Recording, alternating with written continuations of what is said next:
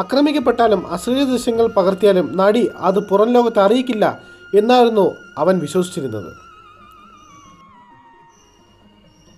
Quotation നൽകിയ ആളും ഇത് തന്നെ പൾസർ സുനിയോട് പറഞ്ഞു. എന്നാൽ അവരുടെ പ്രതീക്ഷയ്ക്ക് വിപരീതമായി സംഭവത്തെക്കുറിച്ച് പരാതി നൽകുവാൻ പീഡനത്തിനിരയായ പെൺകുട്ടി തയ്യാറായി. നടിയെ ആക്രമിച്ച കേസിൽ അറസ്റ്റിലായവരിൽ പൾസർ എന്ന അപരനാമത്തിൽ അറിയപ്പെടുന്ന സുനി, ഡ്രൈവർ കൊരട്ടി സ്വദേശി മാർട്ടിൻ, തിരുവല്ല സ്വദേശി പ്രദീപ്, വിജീഷ്, മണികണ്ഠൻ, വടിവാൾ സലീം, ചാർലി, മേസ്തിരി സുനിൽ, വിഷ്ണു എന്നിവരായിരുന്നു.